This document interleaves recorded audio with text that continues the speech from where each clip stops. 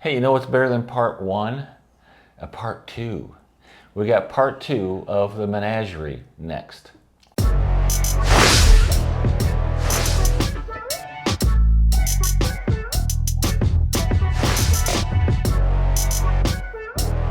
Hi, I'm Chip Cosell. I'm John Whitney. How you doing? Hey, welcome aboard. This is Edith Keelers Edge of Forever Bar and Grill. Thank you for joining us. We appreciate you. The bar is open. John, what's going on? Right up front, if you please subscribe Yeah. and ring and hit that bell so you get notifications of when we upload something new. And we appreciate any kind of comments. Sometimes we will respond to those comments either with a heart or a thumbs up or even a comment from our own, just kind of chiming in, agreeing or disagreeing or whatever. I often wonder if they could tell who's talking because you and I both make comments, but we don't identify ourselves. So I wonder if they can tell. Well, depending on the amount of grunting in my comments, it's probably me. Yeah, he's the His is more nerdy because Chip knows a little bit more than I do. He's more of an expert than I am, that's for sure. I don't know about that. But John does get a little, well, we're not experts. Yeah. He gets a little that way. Yeah, that's the whole thing. And I get a little, hey, you know what's interesting? That's right. For my research, no, it's fine. No, because we are fans, not experts, and we just try to have fun and have a little sip of something, which is what's the bar serving tonight, Middle John? West Spirits. It's a God, straight wheated guys. bourbon, and they actually are from Columbus, Ohio. Yeah, we met them before, right? On the podcast Whiskey Business with Dino Tripodis, We have been there, yes. cool. Pour some of this stuff. Thank you, kind sir. It's 90 proof, so Oh, it's drinkable then. it's drinkable. It's not too harsh. That's great. And I'll put the bottle over here. Yeah. Well, it's cool right Oh, over it there. has a really great aroma. Cheers. Cheers, man. For our first sip, Okay. Oh, that's really good. Oh, yeah. I'm going to enjoy that. All right, so this is part two of the Menagerie. So we pick it up and... Yeah, we did. There's this great recap of part one. That's kind of cool. I like the way they did the recap because they kind of put it in the form of a captain's log. So it didn't seem like a one of those traditional recaps where it's just clips, Yeah. I think it worked out pretty well.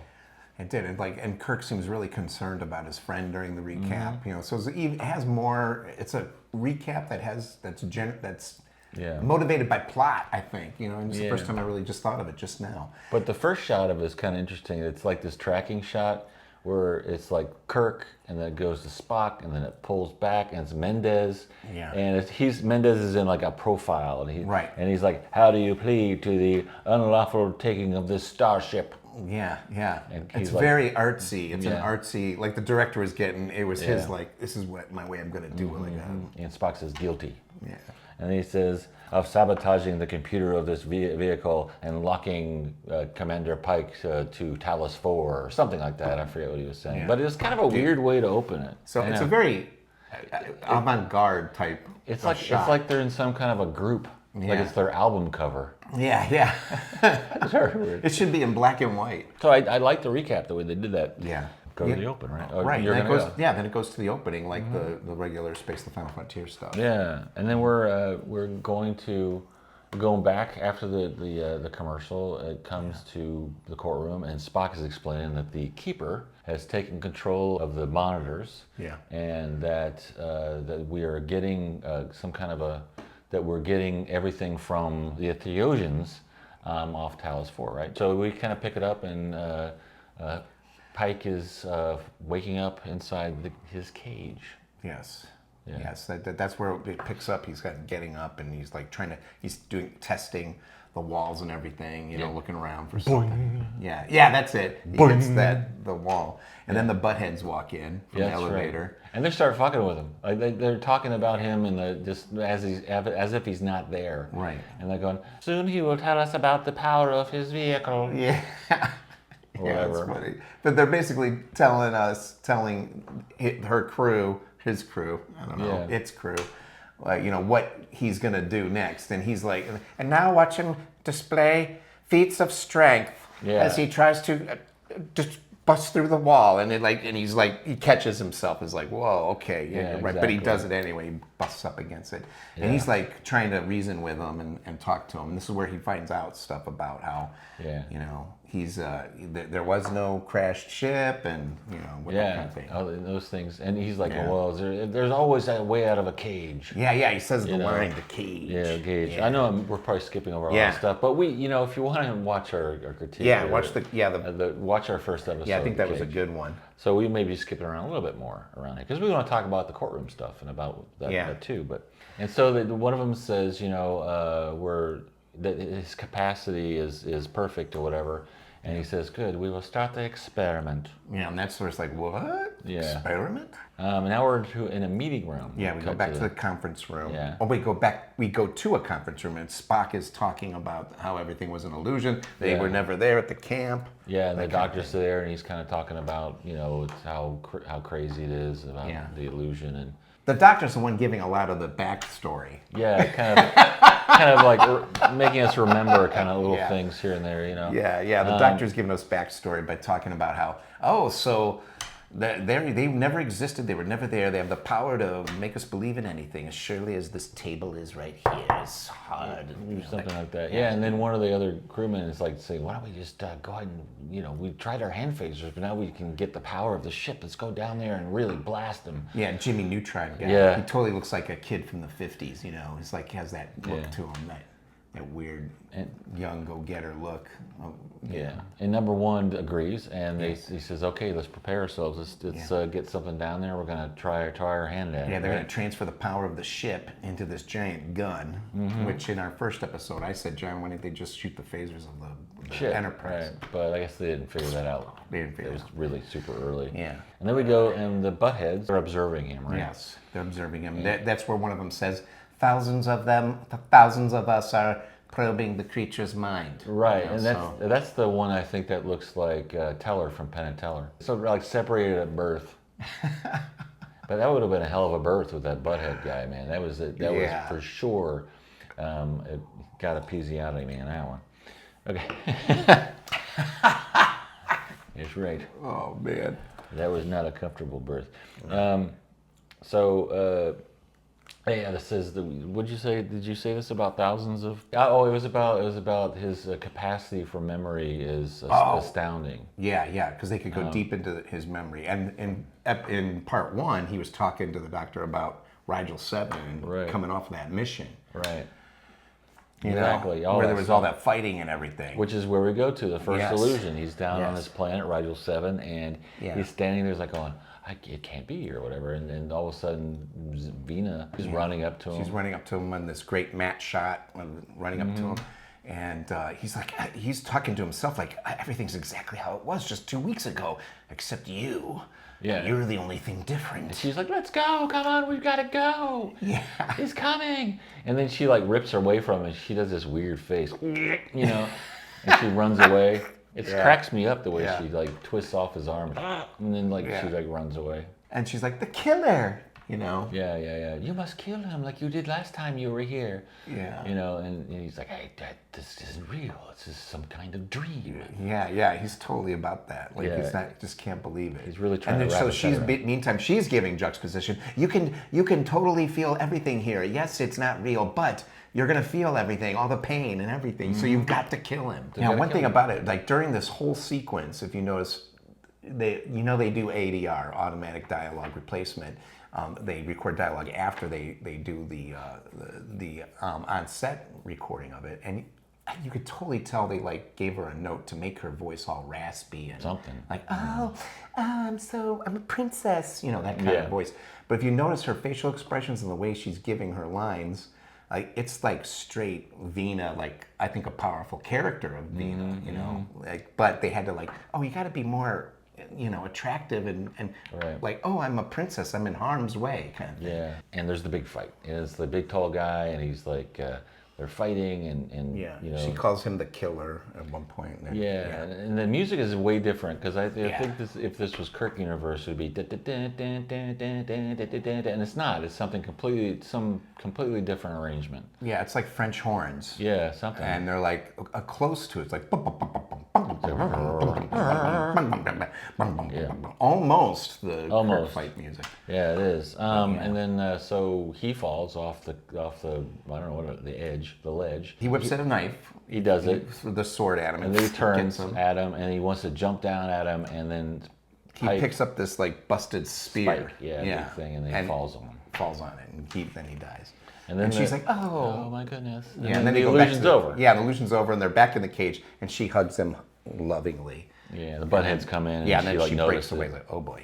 Pull up in the courtroom, and they're like going, "Why did why did the images stop?" And they look over at Pike, and he's sleepy. Yeah, he's like putting his head Yeah, down. and Spock says, "Well, they know that Commander Pike is fatigued." Yeah. And Kirk is like, "So they do care about." Yeah. This is the first sign. Yeah, the first time they do care about him.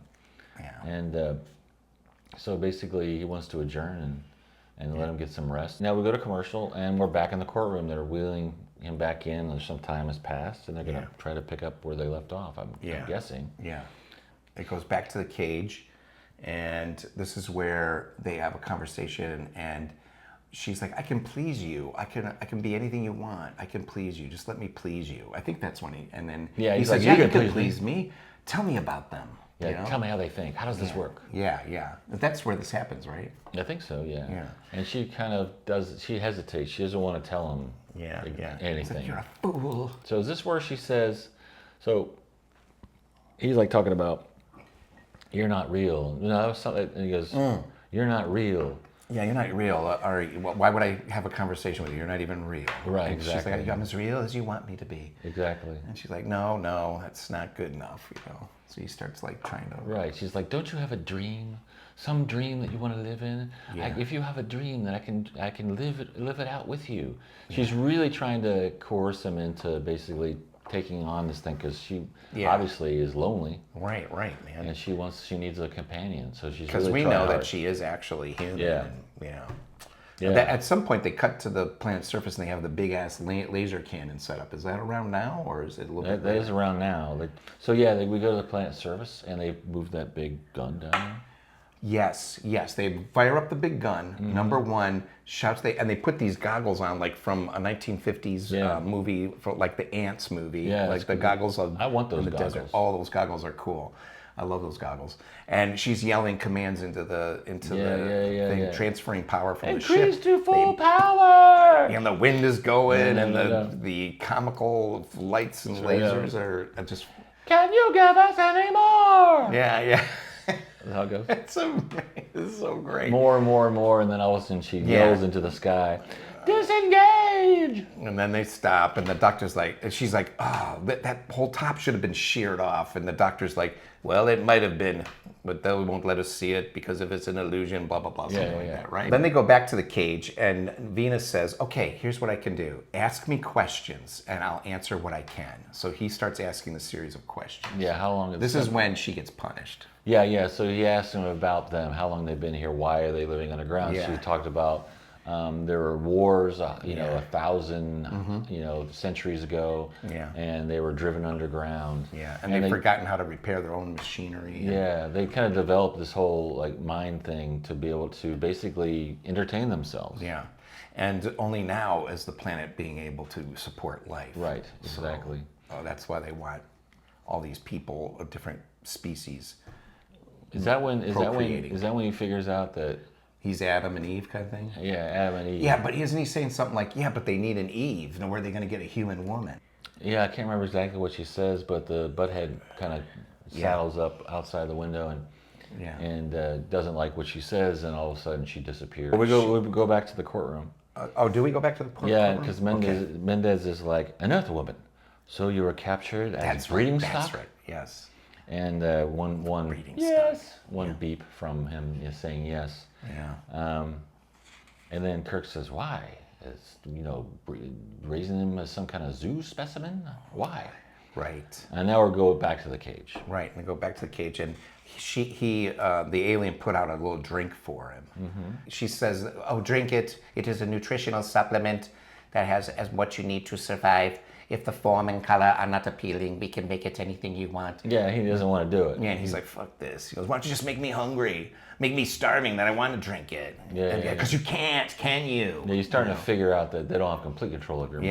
Yeah, there are limitations to their power. And then they said, well, you will be punished if you don't cooperate. And they make him burn in hell. These flames are coming up. And that's right. He's like flaming. And he's still kind of like, I don't want to do it. And he's like going, there are many things in your mind that are less pleasant. Yeah, that was it. Yeah. So he ends up drinking it, right? Yeah. And he's just sitting there, and then all of a sudden he kind of like sneakily slams into the wall and shocks the butthead. Yeah, startles the Thelosian. Thelosian. Yeah. And then he kind of makes a connection, like maybe anger. Yeah. He's like, I was just thinking about ripping your head off just now. I bet you could. And you did. You seem startled. Yeah, seems startled. So the butthead starts kind of explaining the whole idea of breeding, about that they need to breed. So they take him to this horseback riding scene where she's acting like, hello, honey, we brought some coffee or whatever. Yeah, the coffee's on the horse's saddle. A little picnic thing, and he goes over and he sees this horse. He goes, Tango. That's what up, you old girl, or whatever. You old devil. Yeah. Everybody's an old devil, by the way. Yeah. I noticed that. It's kind of weird. Yeah. I wish I could give you some sugar in my pocket.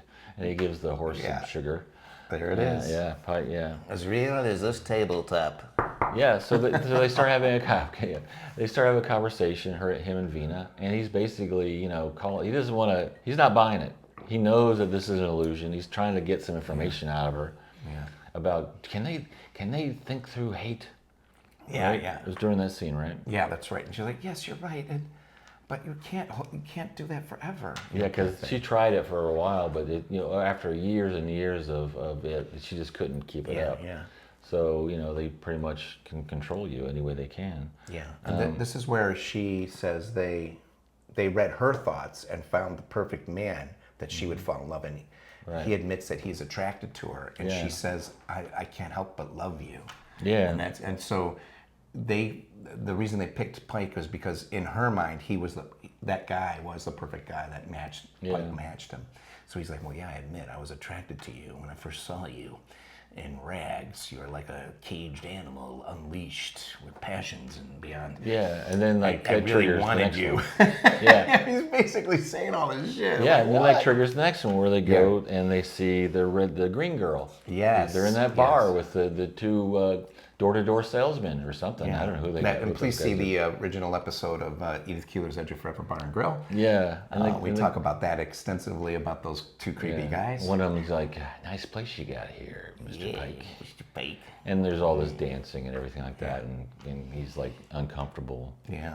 Yeah, and then the guy goes on. He's like going something about all the places in the universe. If you come here, wouldn't you say it was worth a man's soul? Yeah, it's such an odd thing to say. Does anybody ever talk like that? I don't know. I don't. So weird. And in the meantime, she's dancing around like the Jolly Green Giant, That's right. Doing like, I guess it's an exotic dance. I don't know. But you could sometimes you can see a little bit where the makeup isn't quite on 100%. I mean, interesting fact was when they first shot this, they put the green makeup on it and they were going they were developing the negative and the print. The lab thought there was a mistake, so they kept color correcting. Yeah, you brought that up last time. Did you hear about? Did I bring that up last time? Yeah. Oh, never mind. See the first episode. Did I bring that up last time? Yeah, they thought it was wrong because of the color correction. They go, why is she so green? Yeah. And so they had to reshoot, and they kept adding more and more green makeup on it. Yeah, so it didn't have to. It was just those guys were stupid. Yeah, they weren't on the set, obviously. They didn't know what was going on. Yeah. Good lesson learned. So Pike is feeling more and more uncomfortable, and he runs out and he goes into this like cave kind of place, and he's walking around and trying to kind of find his way out. And then the music cuts off, and I didn't notice this. The first time I realized this, he turned back. The music cut off, and he turns back. And there's a wall there. And there used to be the doorway, and I was like, I never noticed that before. Yeah. I don't know why I never noticed it. I guess I blinked. Yeah, and then in steps Vina into the frame. It's all one shot too. It's all one shot. Yeah, she so like. This is it. This is the moment. I know, and then she like looks at him like with a skank eye. Did they bang? Mm-hmm. Did they bang? No, This is that moment. maybe, we don't know yet. Maybe there wasn't enough time, but I think it was running through his head a little bit.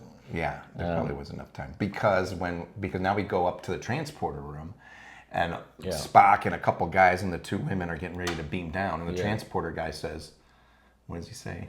What does he say? Does he say? Oh no, he doesn't say it. He doesn't really say anything. No. Later he goes, "The system is coming back on." Yeah. He's got that Mos Eisley voice. Mos Eisley voice, yeah.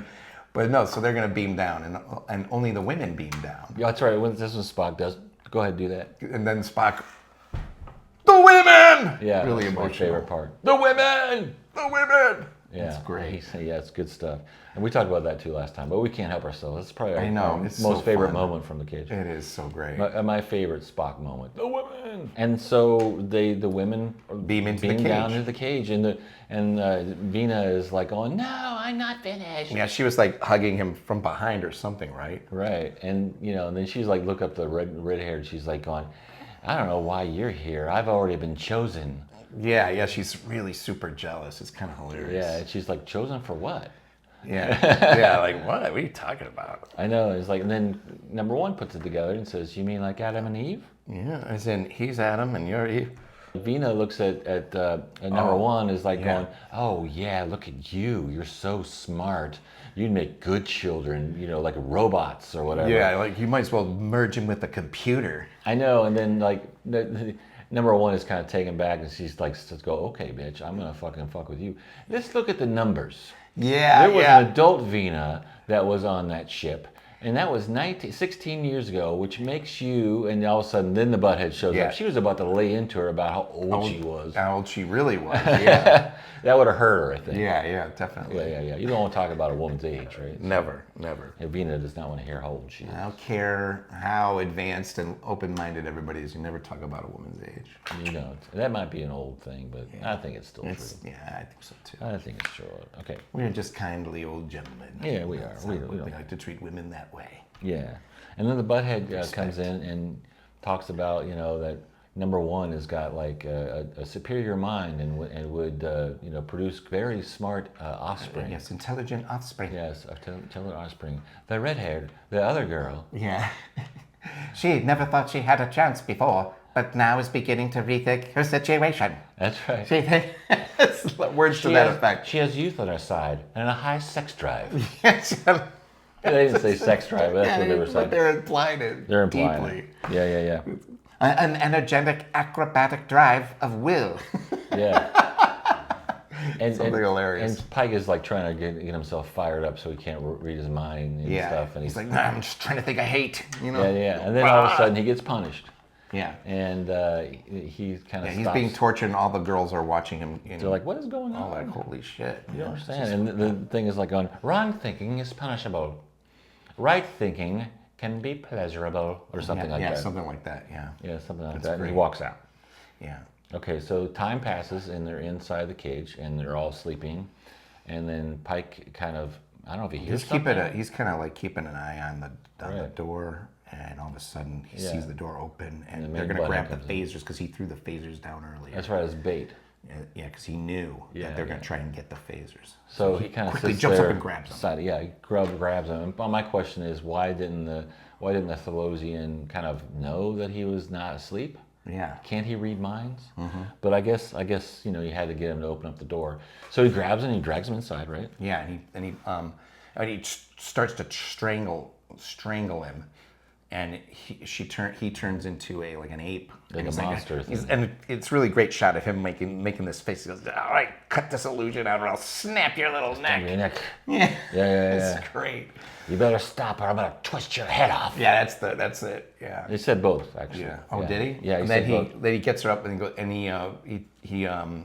he works with the phasers and he tries to shoot the wall, the see-through wall with both phasers. He goes, "I'm willing to bet I just blew a hole in that thing. You want me to test my theory out on your head?" Yeah, exactly. And all of a sudden, yeah, you get to see the hole in the the hole is there, and they walk through, and then we're back in the courtroom. Transparent aluminum. Yeah, back in the courtroom. Okay, so we're back in the courtroom, and suddenly the transmission stops.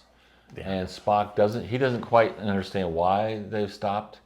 Mendez says, okay, we need a verdict.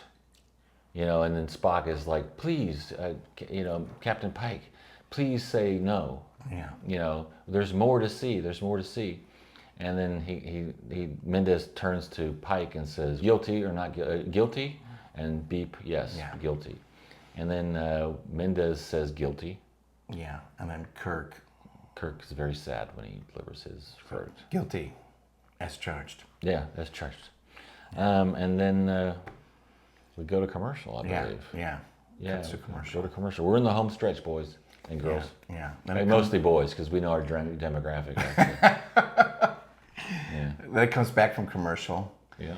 And the Enterprise is now going into orbit around Talos 4, and the guy in the navigation seat, the navigator dude, which is not Sulu. We have no idea who this person is. Yeah, we never see him again, as far as I know. Yeah. He says, "Hey, we're in orbit over Talos 4," and then right, and then suddenly the transmission starts up again. Yeah. But Spock is like, is sort of like, well, now we will learn the true nature, and then the thing comes up or something, right? Yeah. Like he knew it was going to happen all the time, but just before it was like, what the hell happened? Well, my theory is that the story was to a point to where, in order to them to quickly be able to transition to Pike down on the surface, they had to be in orbit. Okay, gotcha. So maybe they just stopped the transmission to buy time. Right. Okay. That's what I'm thinking. Or it was something that happened in the writer's room. Yeah. It was like, okay, I don't know what to do next. Yeah, so Spock says you're going to see the answer now, like you just said. Right. The screen back on. Yeah, and they're going through the hall. They get in the elevator, and they go up to the surface. And the whole elevator top is blown off, just like they knew it would. And number one says something like, boy, we sheared off the whole top, and we didn't even see it. Yeah.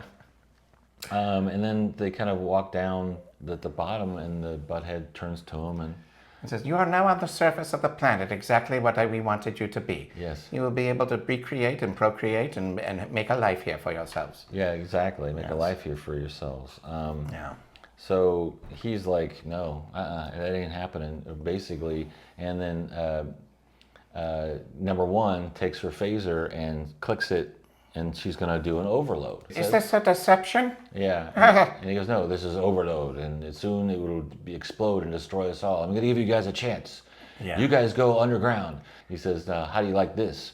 You, Mr. Butthead, you go ahead and go down there too. Yeah, you're like, you go down in there. And then, then Venus says, if this is so important to you, then I'm staying too. If they have one human, then they'll trap more ships. Yeah, and then the other two come up, and they're like going, we looked at their crude and they turn it records. off real quick. Yeah. She turns off the overload. Because the two guys show up, and they explain that they've noticed in these crude recordings of their history that they're very... Well, at first they said, do you want to see what we found out? Yeah, and they transfer the thoughts. Yeah. Yeah. And then he says, oh my goodness, you are much too... you don't even like to be caged, even if it was a pleasant experience. Yes, exactly. And the reason it took so long is because they had trouble formatting it to their capable. They had to read the floppy disks. That's what it is. They were like searching for the floppy drive. Yeah. They had to get a drive reader, and then they couldn't find the connector that went to their computer. And then a couple of them were on USB. It was a mess. It was USB-C, and then just like it was a total mess. Does anybody know where a USB drive cable is? I need the adapter. Yeah. So they finally figured it out, and he's like, "Oh no, you are far too dangerous of a species for our purposes." So they're going to let him go. Yeah. So and Pike is like, "That's it, not even an apology." Venus is like, "You're free to go." Yeah, go on, get out of here. Yeah. And then I would have been like, "Oh, I was about to apologize, but you just ragged on me. You did not give me enough time to apologize."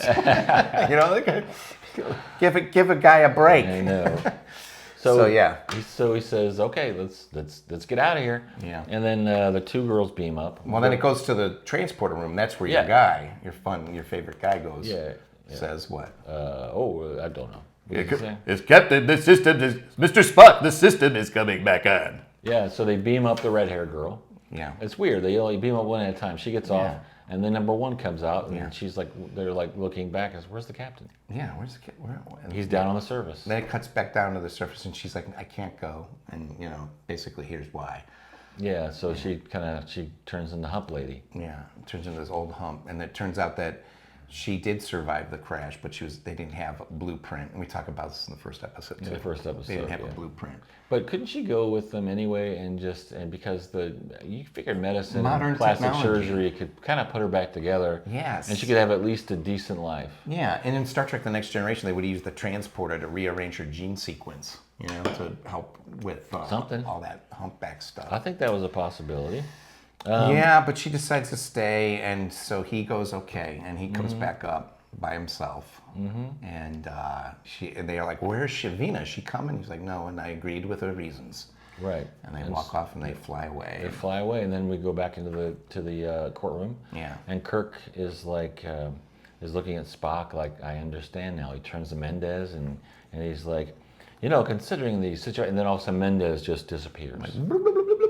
Yeah. And so, and then the buttheads are on screen, Yes. and they're explaining to him, that Mendez was never on board. He was an illusion. this whole thing about the court martial was fictitious because Spock told us Yes. that this would preoccupy you so you wouldn't take over the ship. Right. Away. He would because Kirk would be able to regain control much faster if there wasn't something distracting him, like a court martial. So they invite Pike to live his days down on the surface. Yeah. Which, man, you could have said so to begin with, Spock. That's what basically. He says to him. And then there's a message. He said, "Well, I didn't want to subject you to the death penalty. 1 is enough." Yeah. And then all of a sudden, there's this message from Starbase 11. Yeah, it says Mendez. they have been getting the transmission the whole time, and they say, "We rescind the death penalty order.